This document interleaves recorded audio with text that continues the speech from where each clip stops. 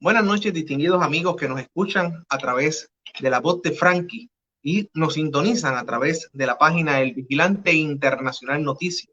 A nuestros amigos en Twitter y en YouTube, un caluroso saludo hoy, en un día donde todo el mundo tiene sus ojos puestos mirando a un país que ha logrado unirse a través de los tiempos con figuras como Roberto Clemente. Hoy vamos a estar analizando la postura, las candidaturas al área del distrito de Ponce, al área del precinto número 61 del área de Ponce, porque Puerto Rico quiere conocer a cada uno de los candidatos. Me acompaña en esta noche Helen Arufat Verastaín y también Luis Quintín Salinas, con los cuales voy a estar hablando. Y comenzamos con Helen, preguntándole por qué y para qué aspira al puesto de senadora por el distrito senatorial de Ponce. Buenas noches. Buenas noches, Frankie. Muchas gracias por la invitación. Buenas noches, Luis, y buenas noches a todos los que nos están observando y nos están escuchando. Es un placer poder estar aquí compartiendo con ustedes. Ante la pregunta de Frankie, les tengo que decir que ya me cansé de estar escuchando una y otra vez el descontento y la frustración que hemos tenido como ciudadanos ante todas estas situaciones negativas y de mala administración que hemos estado viviendo por décadas. Y desde que estoy en la escuela y luego la universidad, siempre me ha llamado la atención el poder hacer algo ante las necesidades que aquejan nuestro país, que no es simplemente hablar, quejarse y angustiarnos, sino que me hice la pregunta, ¿qué puedo hacer yo? ¿En qué puedo aportar? Y entendí firmemente que aunque ya estaba sirviendo de distintos ámbitos en la ciudad de Ponce y en pueblos cercanos a Ponce, ahora podría continuar sirviendo a mi ciudad natal y a los pueblos cercanos desde otro foro. Y de ahí surge lo que es Proyecto Dignidad en el 2019. Me lo presentan, escuchamos todas las, ¿verdad? Cómo se compone, cuál es la idea, cuáles son esos principios, cuáles son esos fundamentos. Y de ahí que tomé la decisión de unirme a Proyecto Dignidad para poder servir al distrito de Ponce y en conjunto con los compañeros al resto de la isla también. Soy madre de 3 varones pequeños, soy esposa también, soy puertorriqueña y al igual que ustedes tengo un genuino interés de echar hacia adelante nuestro distrito y este país. Qué bueno, me voy ahora a preguntarle directamente a Luis para que salude al público. Luis, ¿por qué y para qué aspiras a la Cámara? El volumen hay que bajarlo, Luis. ¿Nos escuchas ahora? Ahora sí, ¿me escuchas?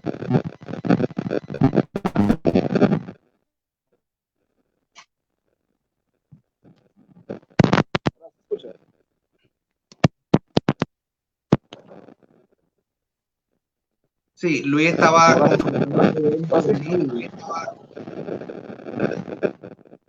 ¿Me escuchas ahora? Ahora te escuchamos, Luis. Adelante. Ahora sí.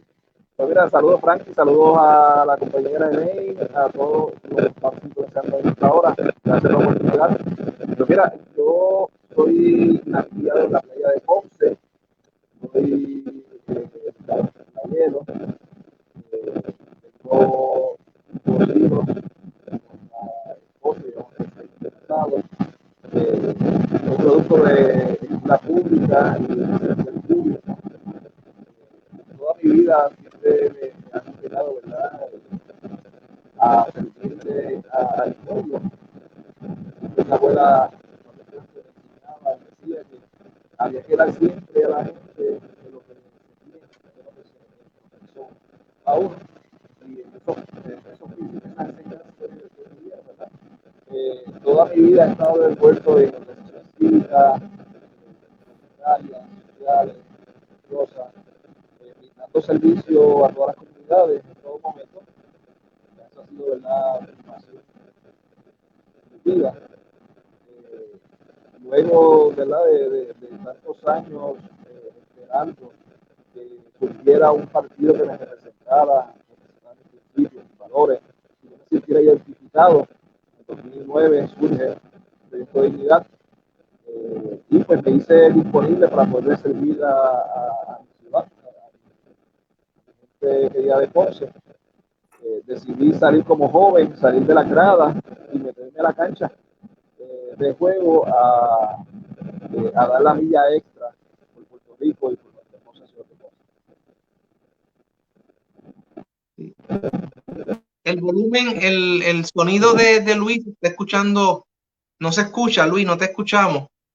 Mira a ver si puedes verificar el auricular. Si quieres, puedes quitártelo y entonces continuamos, Ahora, pero baja un poco el volumen. ¿Nos escuchas ahora, verdad? ahora se escucha súper bien. Baja, para no hacer feedback, bájale un poquito más el volumen a la computadora. Mira, a ver, ¿nos escuchas ahora? Ahora sí los escucho bien. Ok, continúa, Luis, antes de irnos con Elaine. Pues le contaba que toda mi vida ha sido una vida de servicio a la ciudadanía, como voluntario en diferentes organizaciones cívicas, sociales y religiosas. Y en el 2019 surge el Proyecto Dignidad, donde me sentí identificado, ¿verdad?, completamente, y decidí dar ese paso adicional, salir de las gradas y meterme al terreno de juego, como uno dice, a dar la milla extra por Puerto Rico y por nuestra hermosa ciudad de Ponce. Perfecto. Bueno, pues vamos a comenzar de lleno inmediatamente. Sabemos que hay unos compromisos estudiantiles, hay compromisos como familia, padre, madre, y de eso precisamente queremos hablar para romper el hielo. Eileen, me parece que el Departamento de Educación tiene un reto en sus manos con las clases en las casas, ¿verdad? Para que los niños culminen sus estudios y continúen este proceso padre, estudiante y maestro en una constante comunicación que no se queda solamente en las aulas, ahora va a las casas. Directamente sobre ese tema, ¿cuál sería la observación que tienes hasta hoy de lo que es el Departamento de Educación? ¿Qué cambios, si alguno, cree usted que se le pueden hacer al sistema educativo de Puerto Rico? Relacionado a ese tema, Frankie, puedo hablarte porque lo estoy viviendo en carne propia. En casa particularmente le mencioné que tenemos 3 hijos pequeños, 2 de ellos toman clases, aunque no pertenecen al sistema público del país, sí están tomando sus clases con educación a distancia.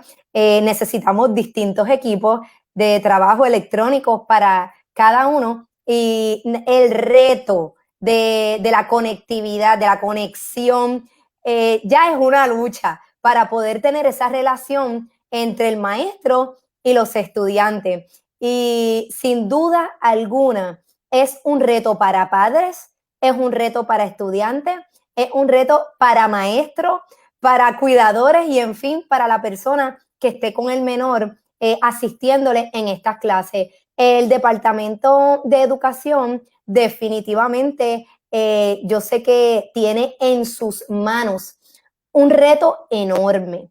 Y dentro de toda la situación que ha estado ocurriendo, sabemos que se supone que haya habido una utilización de dinero, de fondos para equipo electrónico, para que los estudiantes que no tuvieran equipo electrónico pudieran utilizarlo para que entonces se les facilitara el proceso de educación, el proceso de enseñanza, y debido a que no han obtenido algunos de ellos ese equipo, esto ha sido bien difícil. En adición, sabemos que se suponía que se entregaran al Departamento de Educación unos módulos, que es el material que iban a estar utilizando nuestros estudiantes de educación pública en material impreso.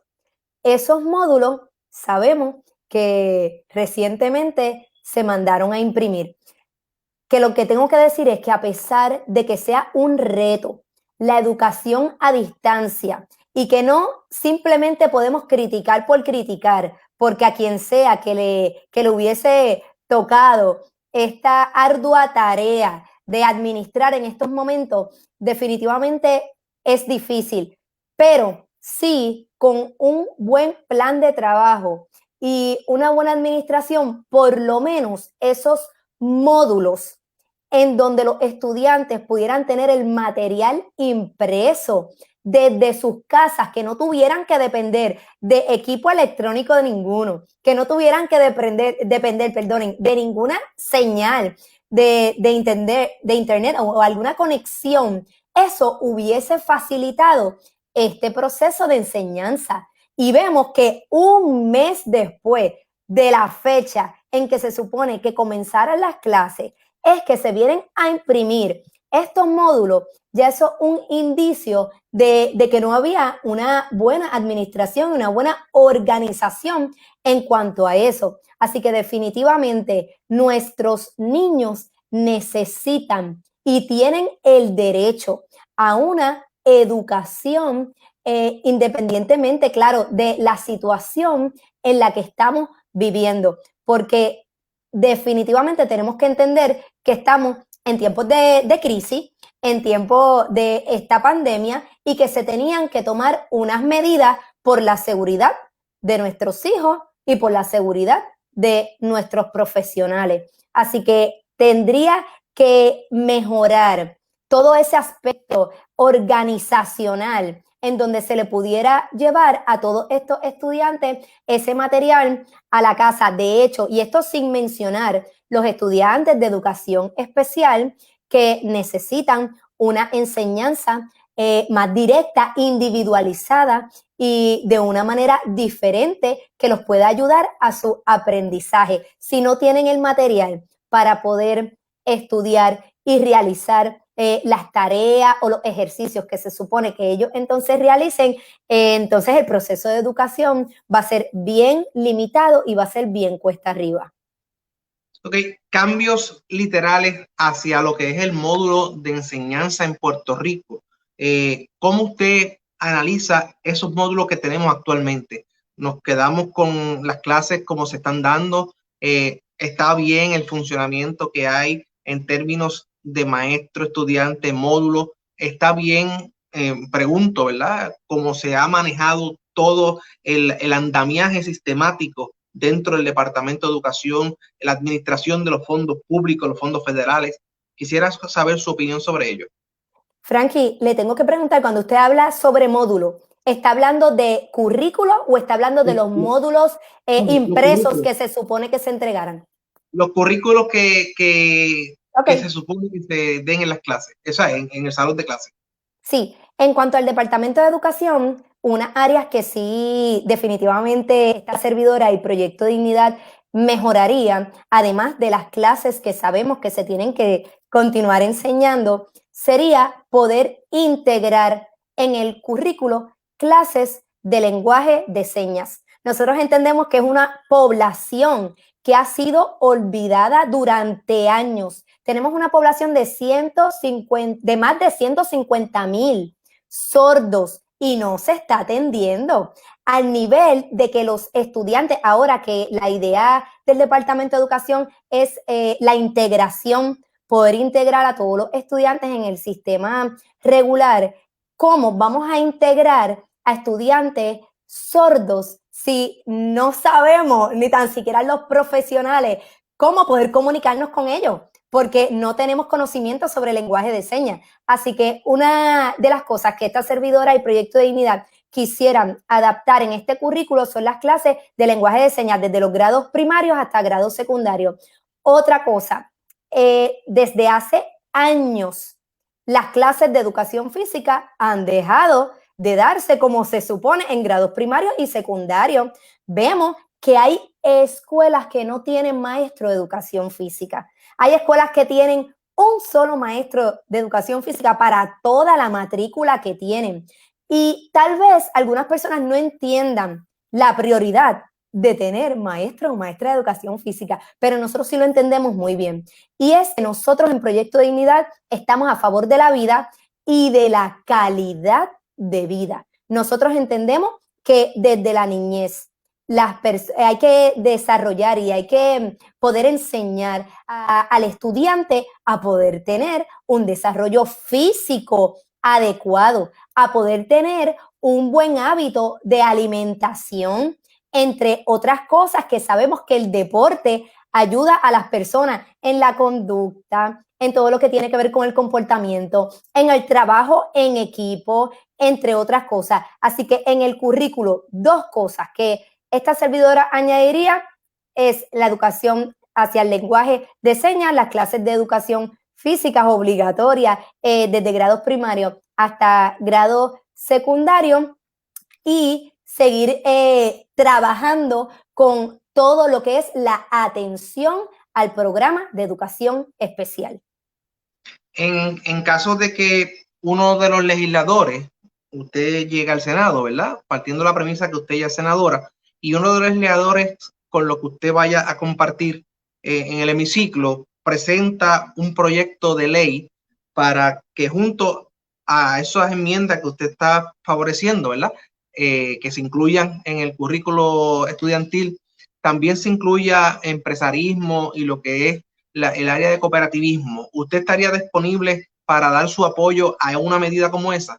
Claro que sí, en cuanto a empresarismo y todo lo que tenga que ver con el desarrollo económico y una buena administración, estaríamos de acuerdo. De hecho, el compañero de papeleta, Luis Jordán, por el Partido Proyecto Dignidad, ha mencionado que una de las cosas que también desearía integrar en el currículo de educación, o sea que es un tema que ya nosotros hemos hablado y del cual estamos bien conscientes que es necesario que eduquemos a nuestros estudiantes desde la niñez. Excelente. Me gustaría saber también, el distrito senatorial tiene alrededor de 12 a 13 municipios. 13 municipios. De esos 13 municipios, sabemos que específicamente el pueblo de Guánica es un pueblo alto en incidencia de pobreza, golpeado además por lo que es la situación de los terremotos, la triste realidad después de María, la intervención indebida de políticos en lo que es la repartición de los suministros, pero peor aún, la dejadez por parte del gobierno central. Hay que ser justo, no podemos decir que es una dejadez del gobierno de ahora.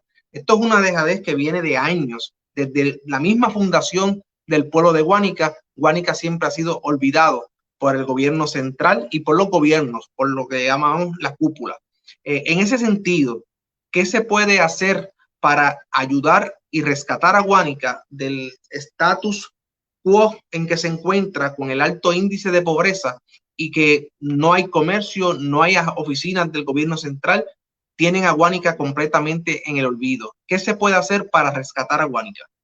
Definitivamente nuestros hermanos de Guánica, al igual que los de Yauco, Guayanilla y parte de nuestros hermanos también de Ponce, fueron sumamente afectados por los temblores ocurridos desde finales de diciembre. Particularmente, como usted pregunta de Guánica, Guánica fue afectado en todas las áreas. Educación, ahora mismo edificios municipales que sabemos que tampoco pueden ser utilizados para el mismo comercio.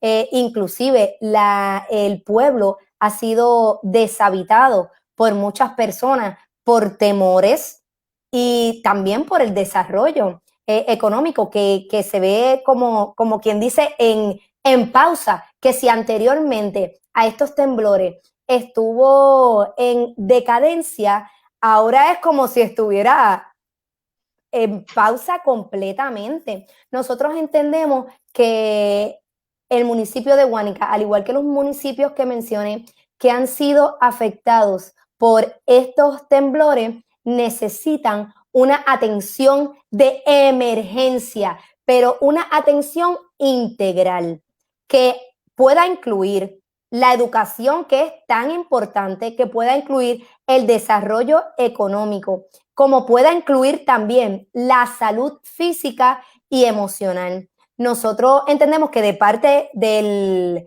gobierno central, en unidad y en unión, en colaboración con la comunidad, podemos establecer unos tipos de programas en donde podamos, por lo menos hablando en cuanto a educación ahora mismo, levantar unos lugares temporeros de enseñanza tan pronto se pueda realizar porque se logren controlar los contagios debido a esta pandemia, porque como ustedes muy bien saben, no solamente fuimos afectados por esos temblores, ahora hay una segunda emergencia en el mismo momento histórico que tenemos que evaluarla a ambas de la mano porque son importantes y no solamente podemos estar haciendo un análisis de no hay estructura, qué es lo que vamos a hacer con el desarrollo económico, sino que ahora dentro de la ecuación tiene que también estar las medidas de seguridad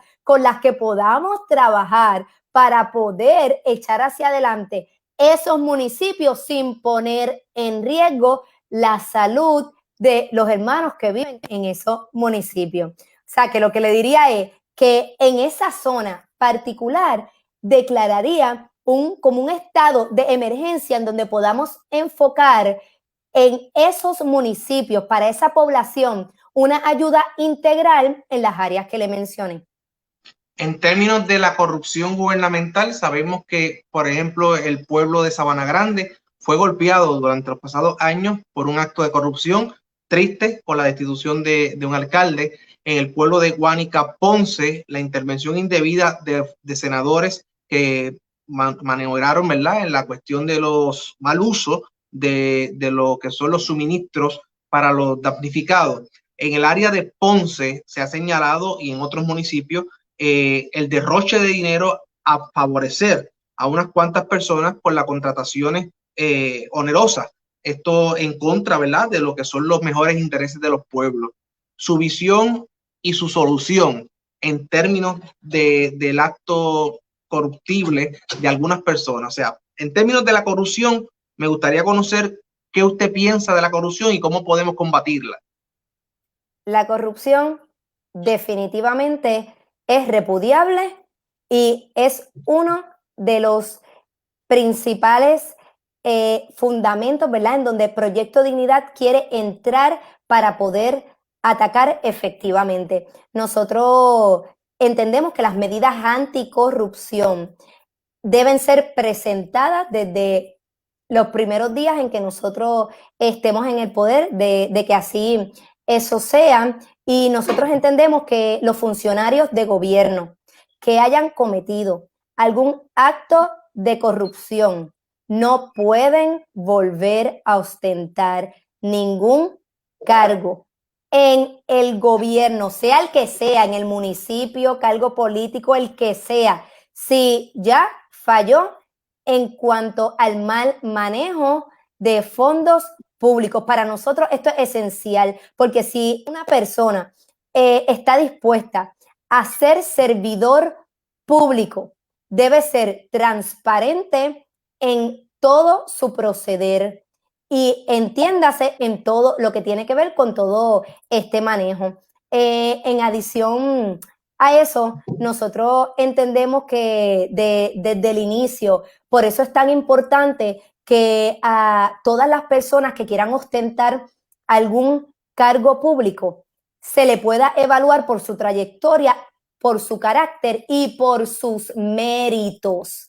Nosotros entendemos que el sistema de mérito tiene que ponerse en vigor. Ya hay unas leyes, ya hay unas cosas escritas, pero se tienen que implementar. No pueden estar como letra muerta. Definitivamente estamos en contra de que puestos específicos sean utilizados o se nombren a personas amigas o simplemente familiares de otros que tienen ciertos cargos públicos y que se mire el potencial, que se vea ese resumen, que se vea el mérito, la capacidad, la experiencia y la preparación para poder ocupar estos cargos.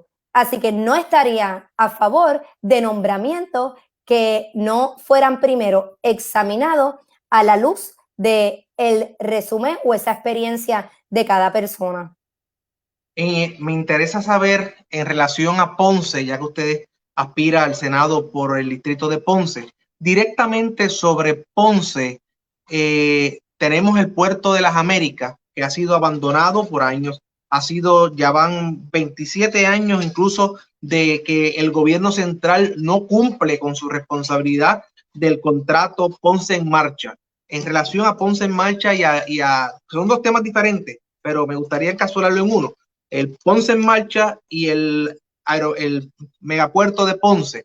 ¿Qué usted propone para que se reactive nuevamente la economía, pero basándose en el contrato de Ponce en Marcha y basándose también en lo que sería el megapuerto? Frankie, durante estos últimos cuatrienios ha habido un juego, un lanzamiento de cuándo es el gobierno central y cuándo es el municipio que ha tenido el control de este famoso puerto de Ponce, anteriormente conocido como Puerto Las Américas.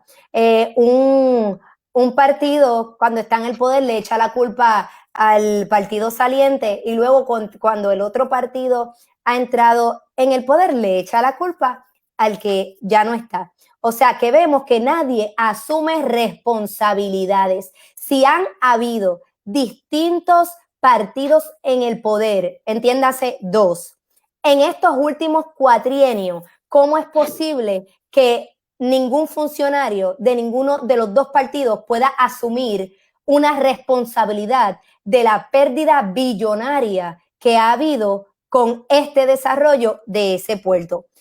Yo particularmente en el distrito entiendo que parte fundamental del desarrollo económico para nuestro distrito tiene que ver con la revitalización del puerto de Ponce en unidad con la ley de zona de oportunidades aprobada en el 2019, que da la oportunidad de que se puedan levantar propiedades inmuebles alrededor de la zona declarada como zona de oportunidad, para que se le dé la oportunidad, valga la redundancia, a comerciantes, a pequeños y medianos comerciantes, a poder levantar sus negocios en esa zona, en esa área, libre de tener que pagar la misma cantidad de impuestos que se tuviera que pagar en otro lugar que no fuera declarado como zona de oportunidad.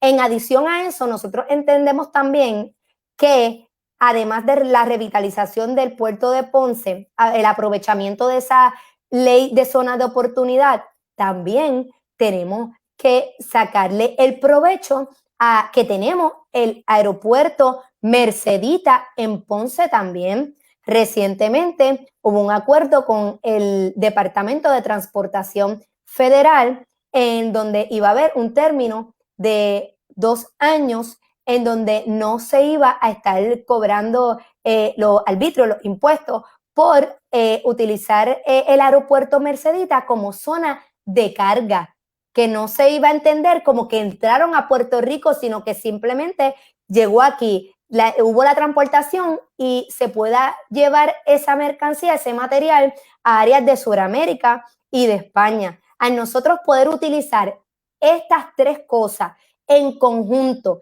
beneficiaría al pueblo de Ponce y al distrito completo, porque entonces quisiera poderle dar énfasis al turismo, no solo en nuestro municipio de Ponce, sino que lo pudiéramos extender y lo pudiéramos llevar a los municipios de la montaña y a los municipios de la costa, que aquí también entraría a contestar la pregunta que me hizo de Guánica, si pudiéramos de alguna manera poder también llevar el turismo a los demás municipios que están cercanos hasta nuestro municipio, entonces podríamos desarrollar el distrito completo.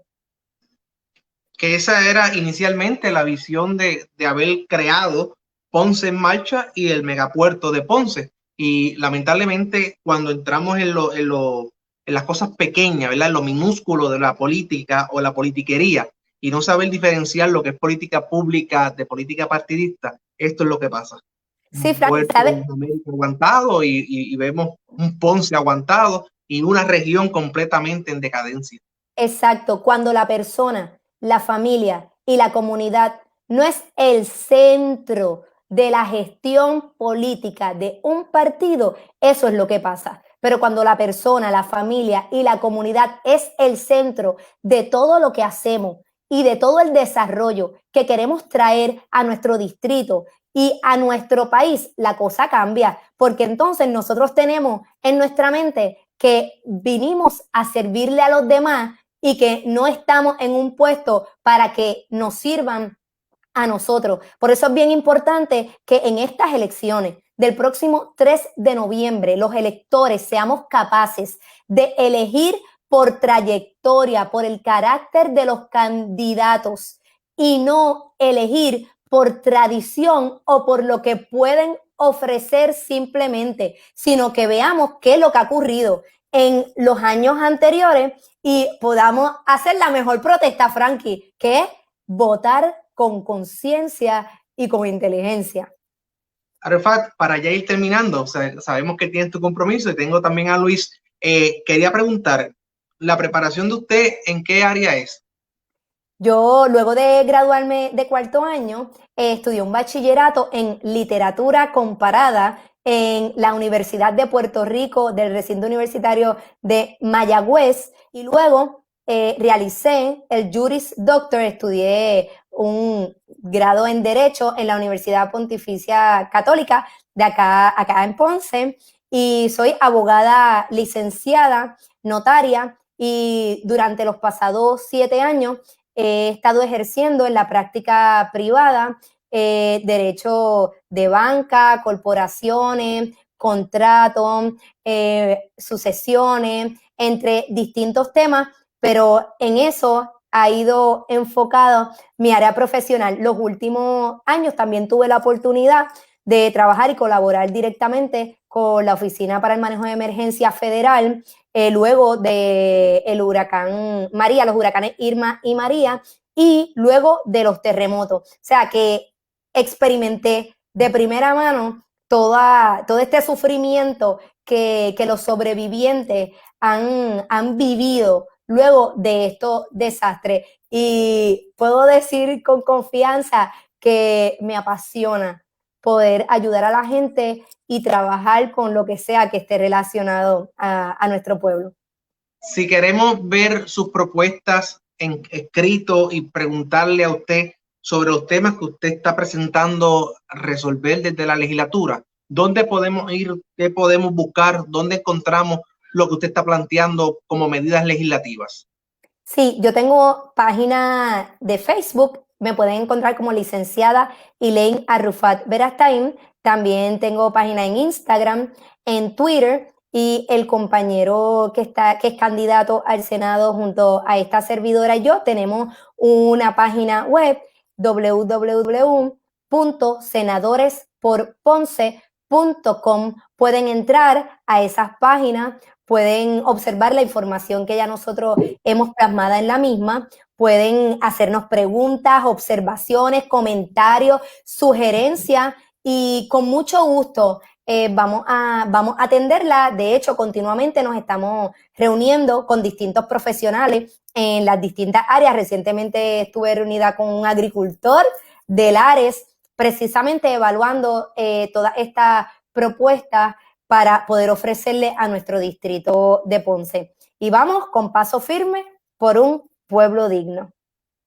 Bueno, muy bien. Muchísimas gracias por su participación. Vamos ahora a dialogar un ratito con Luis. Gracias, Frankie. ¿Algo más que quisieras añadir?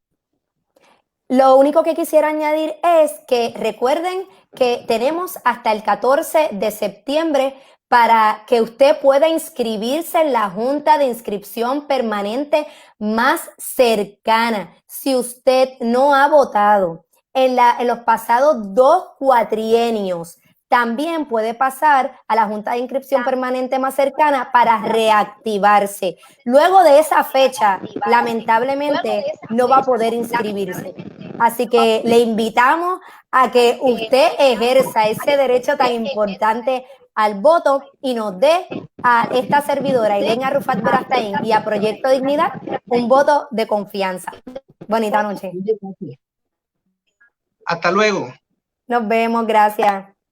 Bien, vamos ahora con Luis. Luis, ¿pudiste resolver el problema con el sonido?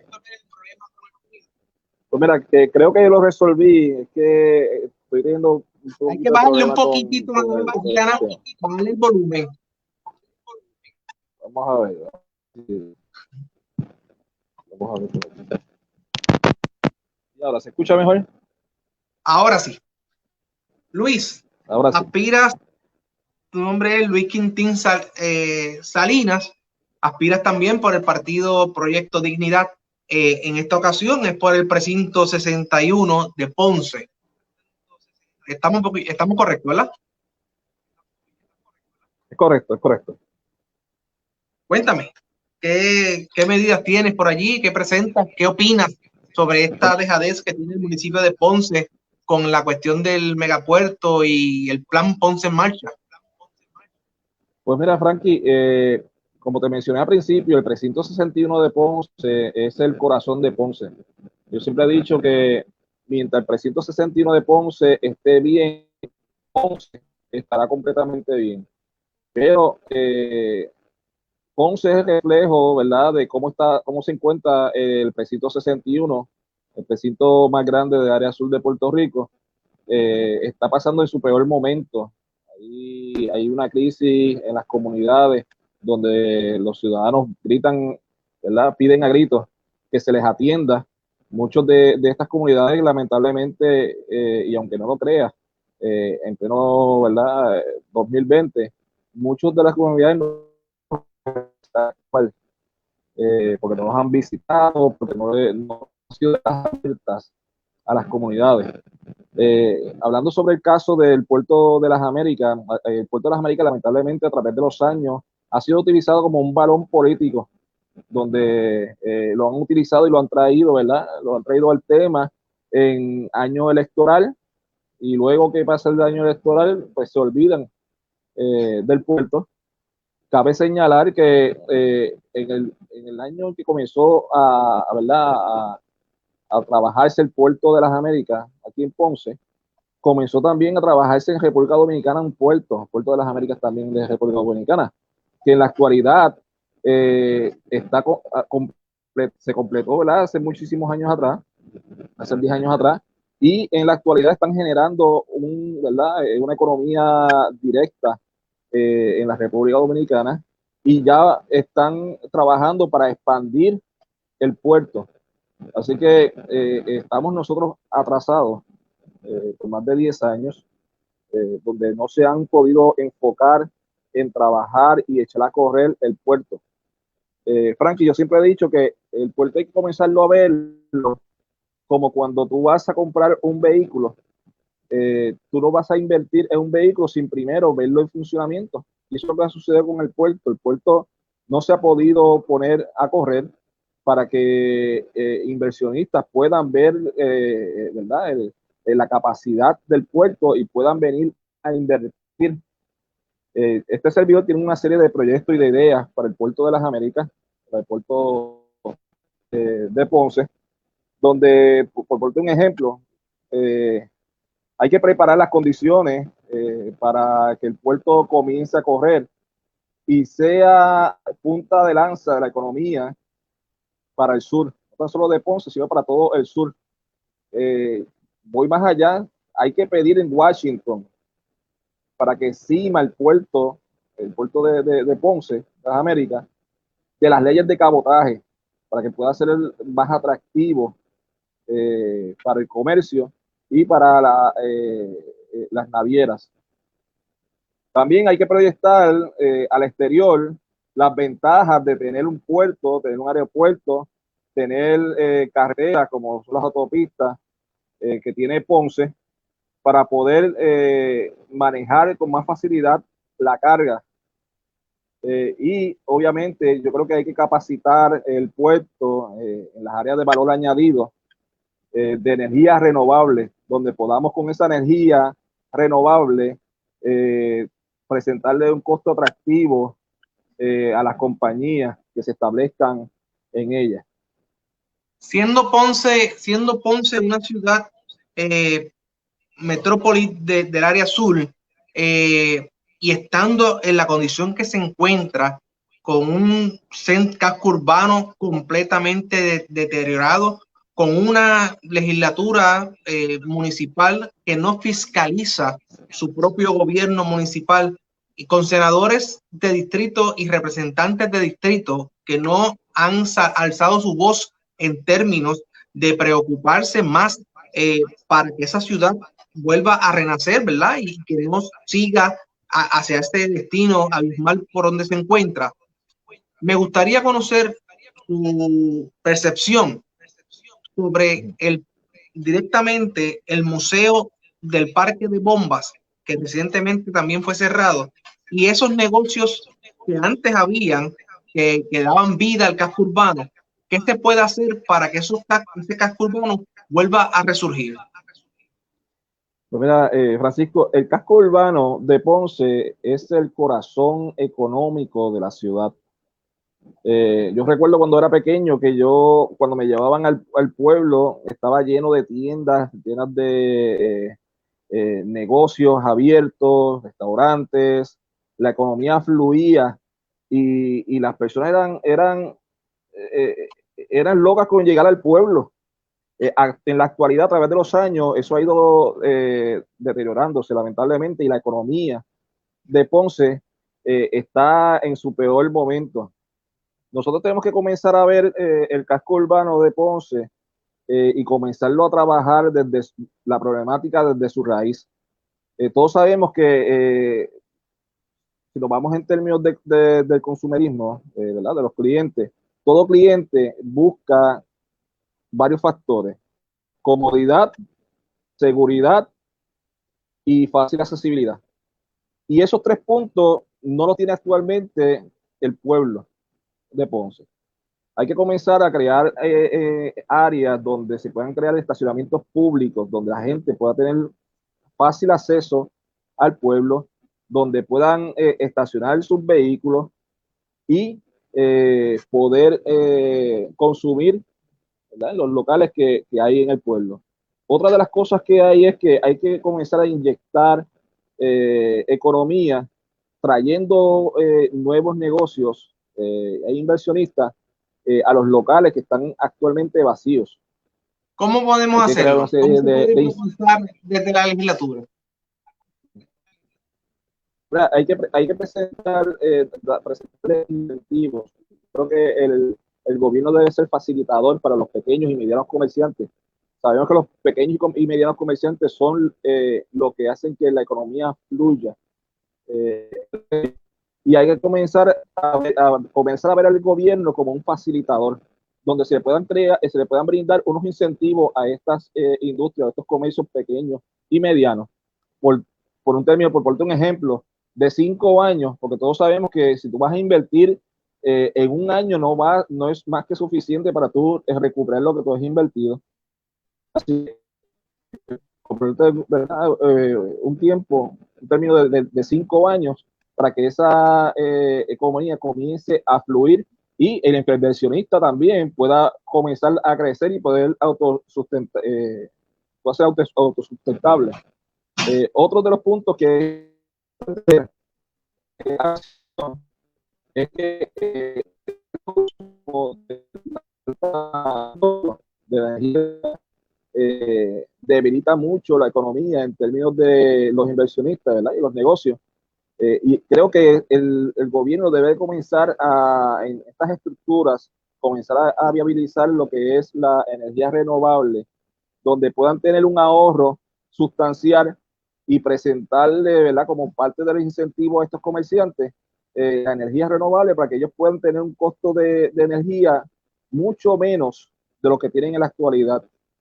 Aquí, como te mencioné, tiene que comenzar el gobierno a ser facilitador y no ponerle trabas, ¿verdad?, a los comerciantes como en la actualidad existe.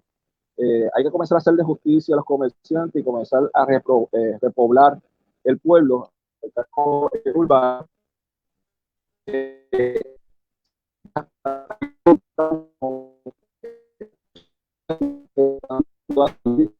dentro del aprovechar ese momento también para poder contar con la juventud. Contamos también con la Universidad Católica, que también tiene su centro de estudio, donde se puede hacer una serie de alianzas con estas universidades para que puedan ayudarnos en cuestión de las infraestructuras y cuestión de planos. Yo creo que si el gobierno comienza a trabajar en equipo con las instituciones universitarias, podemos levantar el casco urbano en lo más rápido posible. ¿A qué usted se dedica, además de ser candidato a la Cámara? ¿En qué trabaja? ¿Su área profesional? Pues, Frank, yo toda mi vida he trabajado en empresa privada. Yo tengo preparación en administración y gerencia. Toda mi vida he trabajado en empresa privada. Fui legislador municipal del 2008 al 2012. Luego, pues me dediqué más, iba a tener mi segundo hijo. Pero toda mi vida he trabajado en empresa privada. Soy ejecutivo de ventas de autos. Se siente fácil trabajar, o sea, sé lo que el pueblo ha pasado, sé lo que el pueblo necesita y sé lo que hay que hacer para lograr atacar las necesidades desde su raíz. Muy bien. Luis, algo que me gustaría saber para ya ir finalizando es dónde podemos encontrar las propuestas que estás presentando, dónde el ciudadano puede escribir, consultar, sugerir, cuestionar, dónde podemos encontrar esas propuestas.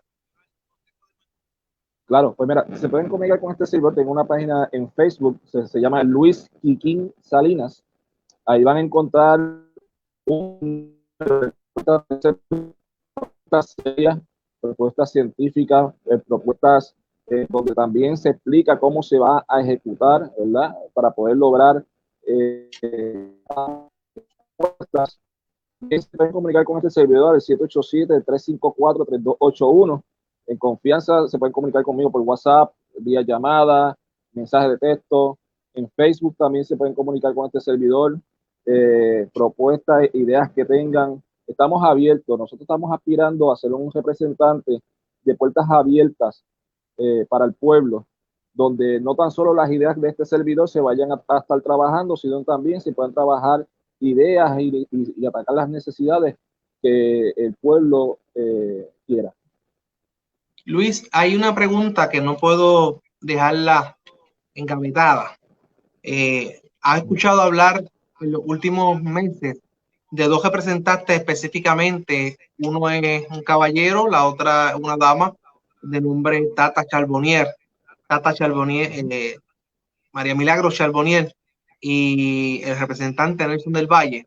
Estos dos representantes utilizaron un sistema, establecieron un sistema en el cual ponían a trabajar a personas allegadas a ellos, le establecían un salario y por encima de ese salario ellos tenían ya una cuota que era reembolsada nuevamente a favor del legislador. Me gustaría conocer qué usted piensa de ese tipo de esquema que precisamente surge en la Cámara de Representantes.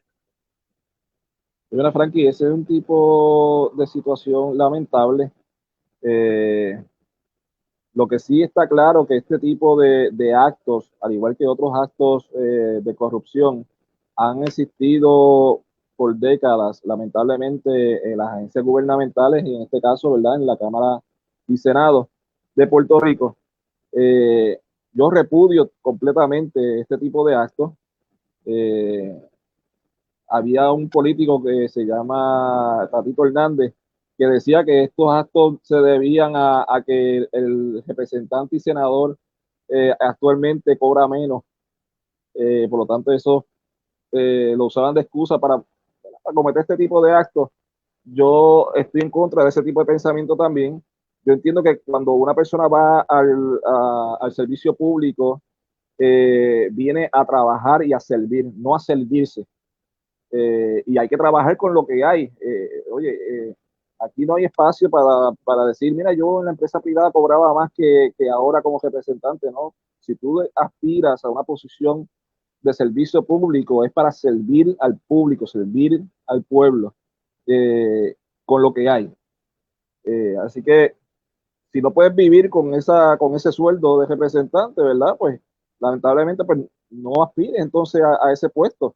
La Por realidad es que último, hay que, cuando uno da ese paso adelante al servicio público, hay que ponerse en la disposición del pueblo y no para servirse a uno.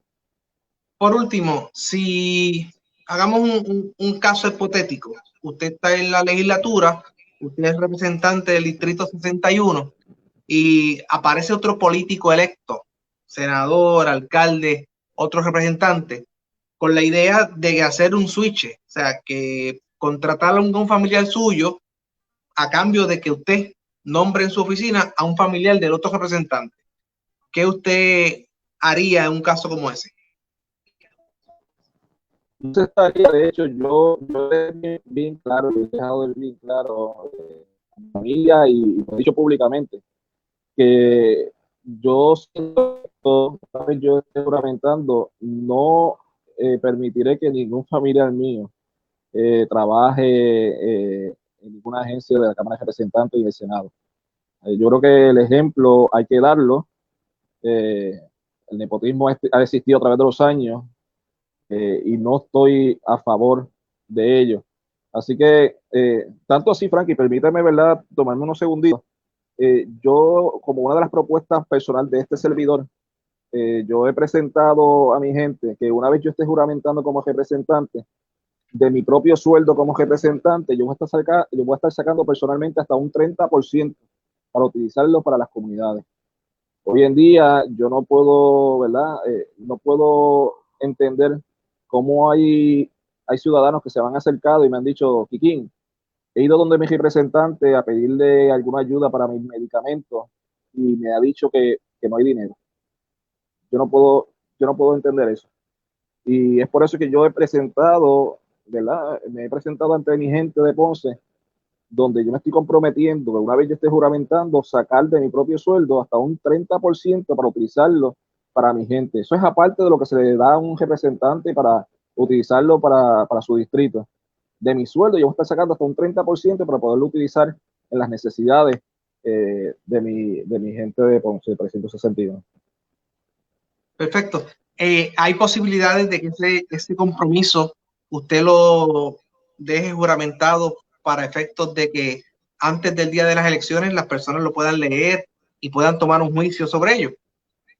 Claro, de hecho, yo lo he dicho en un sinnúmero de ocasiones públicamente y de hecho he tenido que hacer la salvedad de que personalmente yo estaría sacando hasta un 30% porque todos sabemos que si dejo que el gobierno lo saque directamente, el pueblo de Ponce no lo va a ver. Así que ese es mi compromiso, claro está. Va a haber unas tabulaciones, van a ver, ¿verdad? Todo se va a hacer con transparencia para que el pueblo vea cómo se está utilizando el dinero y en qué se está utilizando el dinero que se estará sacando para las ayudas de nuestra gente del presidente. Muy bien, muchas gracias Luis por tu participación en este programa en la noche de hoy. Muchísimas gracias a ti, Frank, y gracias a todos los que nos están escuchando. Estamos completamente a las órdenes y le estoy pidiendo que antes del 14 de septiembre saquen su tarjeta electoral y voten en noviembre para que puedan ver un cambio verdadero y digno en el precinto 61 de Ponce. Es importante, muchas gracias Luis. Es importante que cada ciudadano que nos está escuchando analicen cada una de las propuestas, compartan estos videos para que otras personas que están dentro de su grupo de amigos puedan conocerlos también, que los conozcan muy de cerca y los juzguen el próximo día 3 de noviembre haciendo un juicio analítico, un voto pensado. Y como siempre hemos dicho, que cada una de las candidaturas que han venido a presentarse a través de este foro 2020 de análisis político en la voz de Frankie sea una oportunidad muy apreciada por aquellos electores que no saben ni siquiera hoy quiénes son sus senadores de distrito, sus legisladores municipales, quiénes son sus representantes a la Cámara, y esta es la oportunidad de conocerlos, conocer quiénes son los aspirantes por todos los partidos. Anote bien los nombres y si usted tiene preguntas para ellos, refiérase a sus páginas en las redes sociales y pregúntele, cuestiónele a cada uno de los aspirantes por qué y para qué quieren tener el puesto que quieren. Hemos escuchado en la noche de hoy a dos aspirantes, una al Senado por el distrito de Ponce y el otro compañero, el Luis, también aspira para la Cámara de Representantes, pero en este caso ambos pertenecen al partido Proyecto Dignidad. Muy buenas noches. Continuamos ya en breve en la plataforma El Vigilante Internacional y a través de La Voz de Frankie con entrevistas. Ahora pasamos con el partido de Movimiento Victoria Ciudadana. Hasta luego. Luis, se cuida un montón. Hasta luego. Saludos, hasta luego. Gracias.